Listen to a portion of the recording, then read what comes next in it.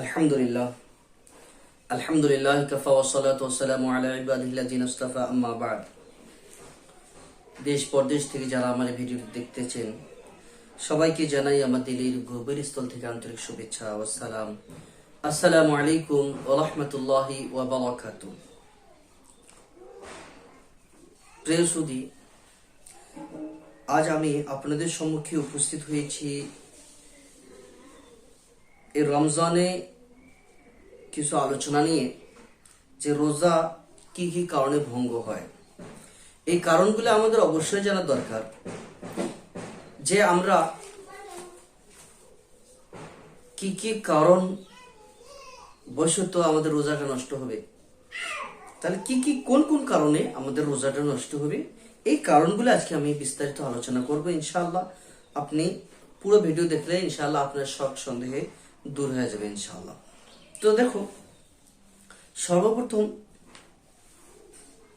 কারণ হলো যে আমরা যদি কোনো খালে রোজা ভঙ্গ হবে, পান করলে রোজা ভঙ্গ হবে, অথবা বিবির সাথে সহবাস করলে, রোজা অবস্থা সহবাস করলে রোজা ভঙ্গ হয়ে যাবে।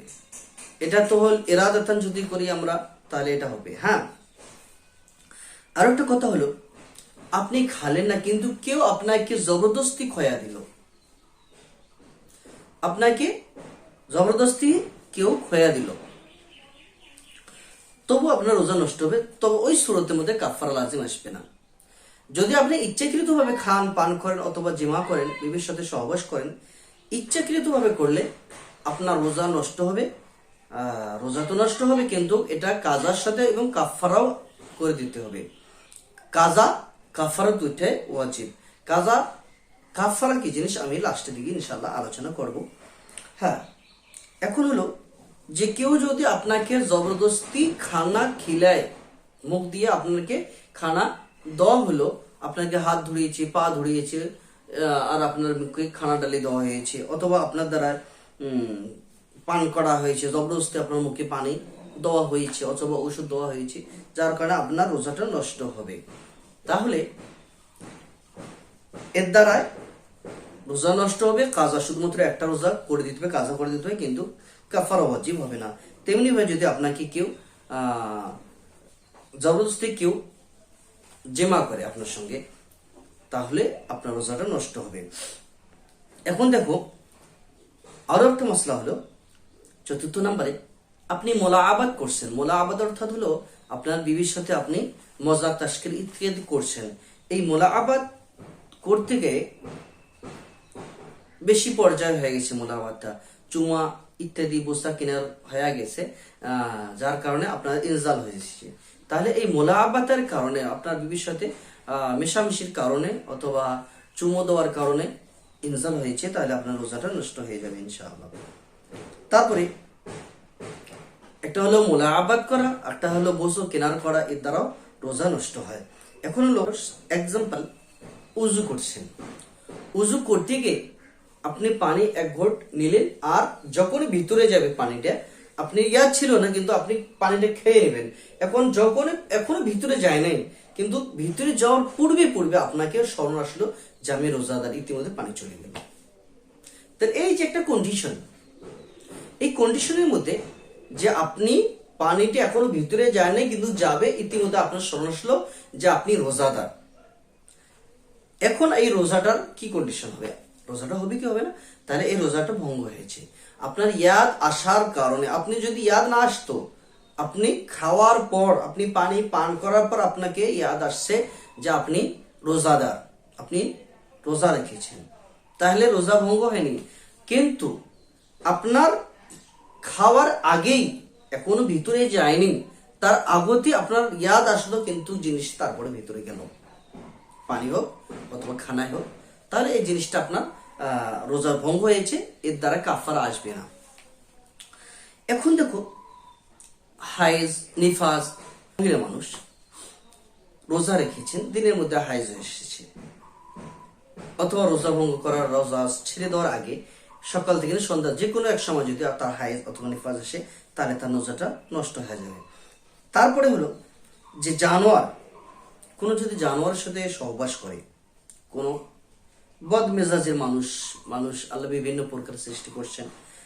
তো কোনো খারাপ মানুষ যদি রোজা রেখেছেন ঠিকই, কিন্তু তার শাহওয়াতটা মিটিয়েছেন কোনো জানোয়ার দ্বারা, ছাগল, বকরি ইত্যাদি, বকরি বা গরু, গাই ইত্যাদি দ্বারা তার শাহওয়াত মেটানোর চেষ্টা করছেন, জেমা করছেন, আর ইনজাল হয়েছে, তাহলে এর দ্বারাও রোজাটা নষ্ট হয়ে যাবে।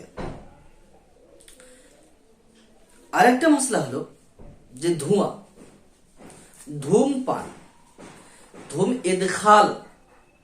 ইদখাল দোকান, ধূমকে প্রবেশ করানো, ইচ্ছাকৃত ভাবে যদি কেউ ধূম পান করে, যেমন সিগারেট পান করে অথবা বিড়ি পান করে ইত্যাদি, তো ধূমকে যদি নিজে ইচ্ছায় পান করে ভিতরে নেয়, তাহলে এর দ্বারা রোজা নষ্ট হয়। ইচ্ছাকৃত নয়, বরং বাউরচি যেমন আছে, ইচ্ছাকৃত নয়, বল দুখুলের দ্বারা নষ্ট হয় না, ইদখালের দ্বারা নষ্ট হয়। দুখুল কেমন? আপনি খানা বানাচ্ছেন, আপনি কারখানায় কাম করছেন যেখানে ধোঁয়া হয়, বাউরচি খানা, আপনি খানা বানাচ্ছেন, রুটি বানাচ্ছেন ইত্যাদি, সেখানে ধোঁয়া হয়েছে, সেই ধোঁয়াটা যদি অটোমেটিকলি ভিতরে চলে যায়, তাহলে আপনার রোজা নষ্ট হয় না। আর যদি ধোঁয়া আপনি ইদখাল করেন, পান করেন, যেমন বিড়ির দ্বারা পান করা হয়, সিগারেটের দ্বারা পান করা হয় ইত্যাদি, আরো অনেক জিনিস আছে, হুক্কা আছে ইত্যাদি আছে, তার দ্বারা যদি আপনি পান করেন, তাহলে আপনার রোজাটা নষ্ট হবে। আরো বিশেষভাবে কানের মধ্যে অথবা নাকের মধ্যে যদি আপনি দবা ডালেন, কানের মধ্যে আপনি দবা ডালেন, যে সম্ভব নাক, কান, গলা, নাকের মধ্যে যদি আপনি ঔষধ ডালেন, এই ঔষধটা ভিতরে যাওয়ার সম্ভব আছে, অথবা নাকের মধ্যে আপনি ঔষধ ডালেন, সেই ওষুধটা হলকের মধ্যে যাওয়ার সম্ভাবনা, এটা এর আগে আমি বিস্তারিত আলোচনা করছি যে এগুলো হলো মানফাস, এগুলো হলো সুরাখ, এমন মানফাস যার দ্বারা জিনিস ভিতরে আমার প্রবেশ করতে পারে পেটের ভিতরে। এগুলো জিনিসের ভিতরে যদি আমরা দাওয়া ডালি, তাহলে উজু নষ্ট হবে, রোজা নষ্ট হবে। হুকনা, যদি কোনো ব্যক্তি হুকনা লাগায়, বিলকুল যে পাছুয়ানা বলা হয়, শিঙ্গি লাগানো, রমজান মাসে শিঙ্গি লাগানো ঠিক না, এর দ্বারা রোজা নষ্ট হয়। তারপরে দেখো, কোন মানুষ যদি ইচ্ছাকৃত ভাবে হাত মুখের ভিতরে ডালে এবং কয় নিয়ে আসে, বমি নিয়ে আসে, তাহলে ইচ্ছাকৃত ভাবে বমিটা নিয়ে আসা, এটা রোজা ভঙ্গের কারণ, এর দ্বারাও রোজা ভঙ্গ হয়। রোজা ইচ্ছাকৃত, একটা তো অনিচ্ছায় বমি আসে বেমার হওয়ার কারণে বা যে কোনো কারণে, বমি যদি একা একা আসে, তাহলে তার রোজা নষ্ট হয় না।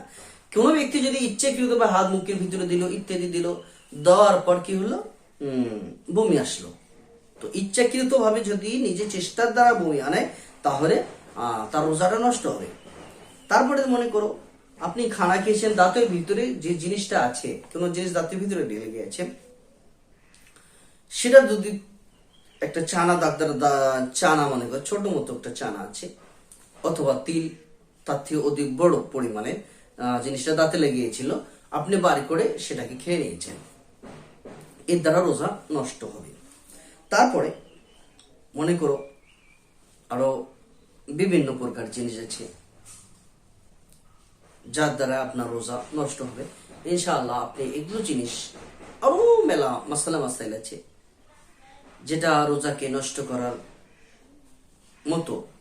আপনি যদি পেয়ে আসে, তাহলে আপনি আপনার অঞ্চলের মধ্যে, আপনার গ্রামের মধ্যে যেগুলো আলিম ওলামা ভালো আছে, দক্ষতাপূর্ণওয়ালা আলিম ওলামা আছে, তাদের কাছে জিজ্ঞাসা করে নেবেন। আমি কটা সিম্পল যেগুলো বড় বড় জিনিস আমাদের সম্মুখে আসে, এগুলো জিনিস আপনাদের সম্মুখে তুলে ধরলাম। এর থেকে আরো অনেক এমনও জিনিস আছে যার দ্বারা রোজা নষ্ট হয় অথবা নষ্ট হয় না। এগুলো জিনিস যখন আপনাদের কাছে পেয়ে আসবে আপনার সম্মুখে, তো আপনি কোন একটা আলিমের সাথে রাবতা করে নেবেন, ইনশাআল্লাহ আপনার মসলা হল হয়ে যাবে। আল্লাহ তাআলা আমাদের সবাইকে আমল করার তৌফিক দান করুন। ওয়া মা আলাইনা ইল্লাল বালাগ। আসসালামু আলাইকুম ওয়া রাহমাতুল্লাহি ওয়া বারাকাতুহু।